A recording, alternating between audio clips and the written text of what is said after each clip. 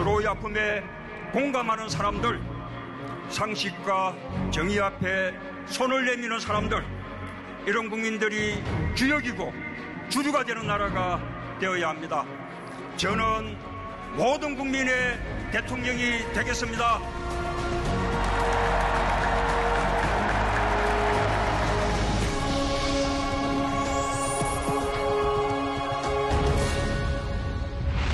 참여정부의 첫 청와대 민정수석이자 마지막 비서실장인 문재인 대통령. 고 노무현 전 대통령의 그늘을 벗어나 마침내 대한민국 제19대 대통령에 당선됐다.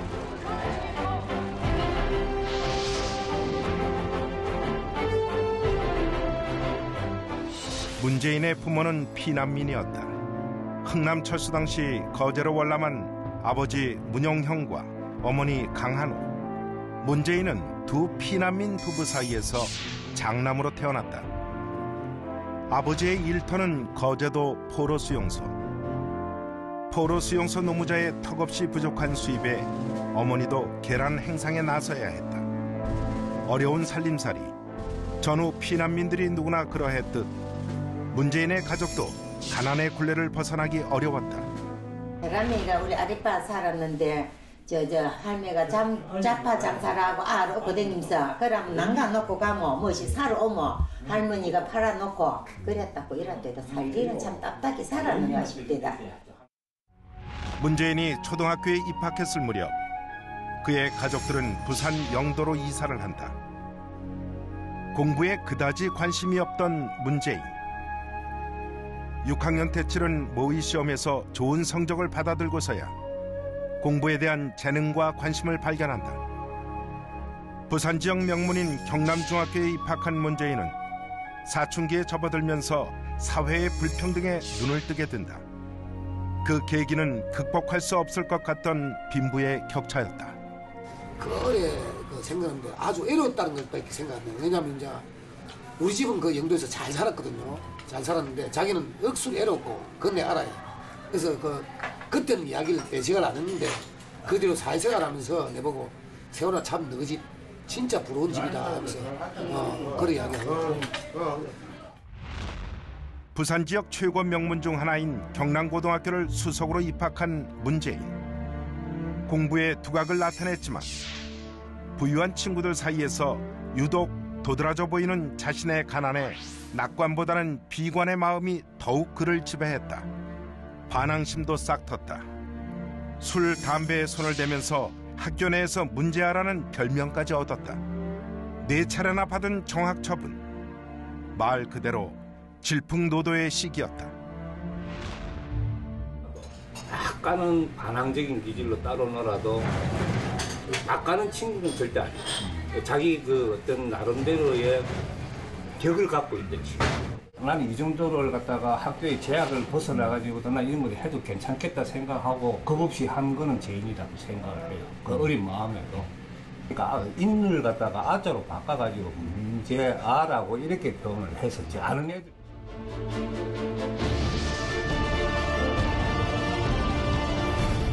서울대를 목표로 했던 그는 재수 끝에 결국 경희대 법대에 장학생으로 입학했다. 대학생이 된 그의 눈앞에 펼쳐진 것은 캠퍼스의 낭만이 아닌 유신독재 반대 시위였다. 학생의 간부로 시위대 맨 앞에 섰다. 시위 도중 경찰에 붙잡힌 문재인은 서울 구치소에 수감되기에 이른다. 그의 나이 22살 때였다. 4개월 동안의 구치소 생활을 끝내고 석방되던 날, 그를 기다린 건 군 입대였다. 갑작스러운 입대 통보. 신체 검사를 받은 다음 날, 그는 특전사령부로 사실상 강제 차출됐다. 학내 시위를 주동했다는 주홍 글씨. 그의 병영 생활과 이후 대학 생활에 큰 멍해가 됐다. 정의와 불의, 안정과 방황이라는 이중적 고뇌에 빠져있던 문재인의 대학 시절. 흔들리는 그를 붙잡은 사람이 바로 아내 김정숙이었다. 대학교 축제에서 만난 두 사람은 이내 사랑에 빠졌다. 두 사람의 데이트 역사는 곧 면회의 역사였다.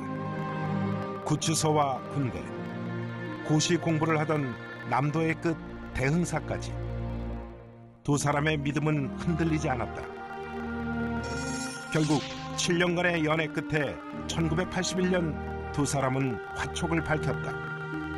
청년 문재인이 평생의 반려자이자 인생의 지원군을 얻는 순간이었다.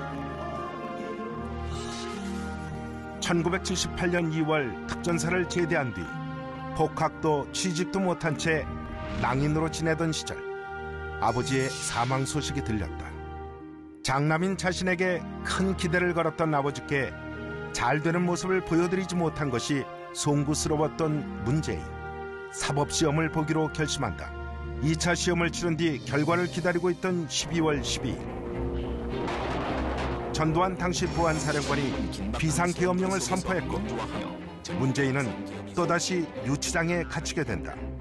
그리고 발표된 사법시험 2차 시험 결과 유치장 안에서 합격 통지를 받은 문재인. 조영식 당시 경희대 총장의 신원 보증으로 가까스로 석방된다. 박원순, 고승덕, 고 조용래 등과 함께한 사법연수원에서 문재인은 차석이라는 우수한 성적을 거둔다. 하지만 유신 반대 운동을 하다 구속된 전력이 판사를 꿈꾸던 젊은 법조인 문재인의 꿈을 또 한 번 좌절시킨다.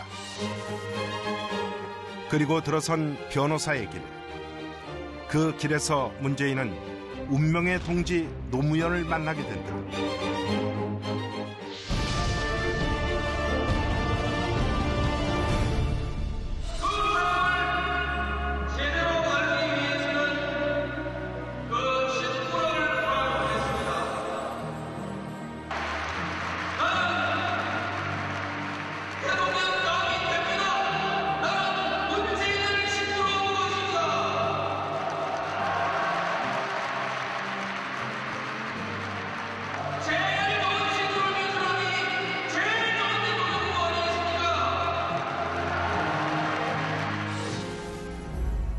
노무현 문재인 합동법률사무소 간판을 내걸고 의기투합한 두 사람. 부산 미국문화원 점거, 부산 상공회의소 점거 사건 등 지역 내 시국 사건들을 도맡아 변론하며 제야 인권 변호사로 명성을 떨친다. 문재인보다 일찍 큰 꿈을 꾼 노무현은 1988년 13대 총선에 출마해 정계에 진출한다. 하지만 문재인은 변호사로 남았다. 정치인 노무현과 잠시 다른 길을 걷던 문재인. 2002년 노무현이 16대 대선에 출마하자 부산 지역 선대본부장을 맡아 참여정부 탄생에 힘을 보탠다. 대통령이 된 노무현. 그는 문재인을 참여정부의 첫 민정수석으로 기용한다. 문재인은 건강 악화로 1년여 만에 청와대를 떠나게 된다. 자유인으로 돌아간 문재인. 하지만 그는 노무현의 위기 때마다 구원투수로 등장했다. 히말라야 트레킹 여행 도중 듣게 된 대통령 탄핵 소추안 의견. 즉시 귀국해 대통령 변호인단에 합류한다. 헌법재판소에서 탄핵안이 기각되자 시민사회 수석으로 청와대에 복귀해 민정수석과 대통령 비서실장을 거치며 노무현을 보좌했다. 대통령님을 애도하기 위해 찾은 조문객은 2009년 5월 23일 충격적인 노무현 전 대통령의 서거 소식. 문재인은 국민장 장의위원회 집행위원장을 맡아 실질적인 상주 역할을 했다. 연결식당에서 이명박 당시 대통령이 조문하는 순간 백원우 민주당 의원 등이 정치 보복에 사죄하라며 달려들자 문재인은 당혹감을 감추지 못하던 이 전 대통령에게 고개를 숙여 사과했다. 그런 그의 태도는 성숙하고 정제됐다는 호평을 받으며 국민들의 뇌리에 각인됐다. 노무현 재단 이사장을 지내면서도 현실 정치권과는 거리를 뒀다. 하지만 노무현 지지자들의 마음속에는 문재인은 이미 대체 불가능한 차기 대권 후보로 자리 잡고 있었다. 2012년 19대 총선에서 부산의 야풍을 일으키며 당선된 문재인.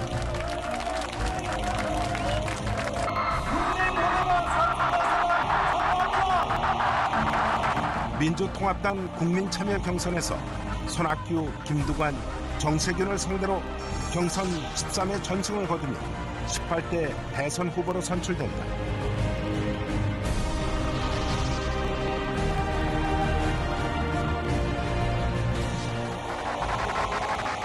일 년 전만 해도 저는 현실 정치로부터 멀리 있었습니다. 그런 제가 민주통합당의 대통령 후보가 되었습니다. 많은 분들의 사람이 먼저다라는 슬로건을 내세우며 선거전에 나선 문재인. 당시 대선을 형성하고 있던 새누리당 박근혜 후보를 넘기 위해 무소속으로 출마한 안철수 후보와 단일화에 성공했지만 치열한 접전 끝에 패배의 쓴잔을 삼켰다. 역대 대선 후보 중 두 번째로 많은 1,469만여 표를 득표했지만 패배에 대한 위로가 되지는 못했다. 대선 패배 후 민주통합당은 경랑의 소용돌이에 빠졌다. 대선 패배 책임이 친노 계파에 있다는 내용의 당내 보고서가 발표되면서 주류 비주류 간의 갈등이 증폭됐다. 안철수 의원과의 합당을 통해 새정치민주연합으로 변신한 뒤 치른 지방선거와 재보궐선거에서 새누리당에 패배하자 민주당의 위기감은 극에 달했다. 끊이지 않는 내홍, 대권 경쟁자인 안철수 의원의 탈당 선언. 위기에 처한 문재인은 극약 처방으로 정면 돌파에 나섰다. 더불어민주당으로의 당명 교체와 박근혜의 경제 멘토였던 김종인의 영입이 바로 그것이었다. 예상치 못한 김종인 포석과 과감한 인재 영입. 결국 지난해 4.13 총선에서 대승을 거두며 여당인 새누리당을 누르고 원내 제1당의 자리를 차지하는 기염을 토한다.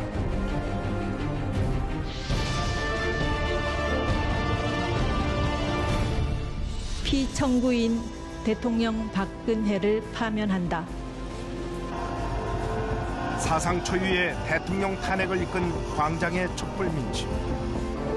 문재인은 광장 민심을 기반으로 지지율 1위 대세론을 이끌어내며 정권 교체의 선두에 서게 된다. 그리고 시작된 두 번째 대선 도전. 위기의 순간도 있었지만 그의 대세론은 흔들리지 않았다. 그리고 마침내 대한민국 제19대 대통령으로 당선됐다. 대한민국 영광의 시대는 아직 시작되지 않았습니다. 그 위대한 여정을 오늘 시작합니다. 함께해 주십시오. 저희 청년들이 일자리가 없어서 많이 힘들기 때문에 일자리를 많이 만들어 주셨으면 좋겠습니다. 가정에서 아이를 믿고 맡길 수 있는 그런 환경을 만들어줄 수 있는 대통령을 우리나라를 조금 더 앞으로 조금 더 정의롭게 그렇게 당당한 나라로 만들어주셨으면 국가 안보에 튼튼하고 정말 그 반공할 수 있는 그런 대통령이 됐으면 좋겠습니다.